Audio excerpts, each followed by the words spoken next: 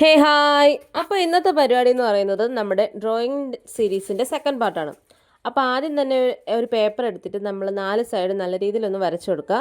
വരച്ചു കൊടുത്തതിന് ശേഷം താഴോട്ടും സൈഡിലോട്ടും വരയ്ക്കുക. വരച്ച് ഓരോരോ കളങ്ങളാക്കുന്ന രീതിയിൽ വരയ്ക്കാം. എന്നിട്ട് ഇപ്പോൾ ഈ ചിത്രത്തിൽ കാണുന്ന പോലെ ഒരു ചതുരത്തിനകത്ത് തന്നെ നമ്മളൊരു ഇതൾ പോലെ വരയ്ക്കണം. ഇതിപ്പോൾ വരച്ചേക്കുന്ന പോലെ ഒരു സൈഡിൽ നിന്നും മറ്റൊരു സൈഡിലോട്ട് നമ്മൾ വരയ്ക്കണം. അങ്ങനെ വരച്ച് കഴിയുമ്പോഴത്തേക്കും എല്ലാ കളത്തിലും വരച്ചുമ്പോൾ ഈ ഒരു ഔട്ട്പുട്ട് കിട്ടും. എന്നിട്ട് ഓരോ ഇതളിൻ്റെ അകത്തും ഇപ്പോൾ ഞാൻ കാണിച്ചേക്കുന്ന പോലെ നൈസായിട്ട് അത് വരച്ചു കൊടുക്കണം. അങ്ങനെ വരച്ചു കൊടുത്ത് കഴിയുമ്പോഴത്തേക്കും നല്ലൊരു രീതിയിൽ തന്നെ ആ പൂക്കളെല്ലാം കാണാൻ നല്ല രസമായിരിക്കും. അപ്പം നമ്മൾ ഓരോന്ന് വരയ്ക്കുമ്പോഴും ശ്രദ്ധിച്ച് വരയ്ക്കണം. തെറ്റിപ്പോയാൽ അത് കാണാൻ ഒരു രസം കാണൂലായിരിക്കും. അപ്പം വരച്ച് കഴിയുമ്പോഴത്തേക്കും നല്ലൊരു ഔട്ട്പുട്ട് കിട്ടണമെങ്കിൽ തന്നെ അതൊരു നല്ല രസത്തിൽ തന്നെ അല്ലെങ്കിൽ നല്ലോണം നോക്കിയും ഇരുന്ന് വരയ്ക്കണം.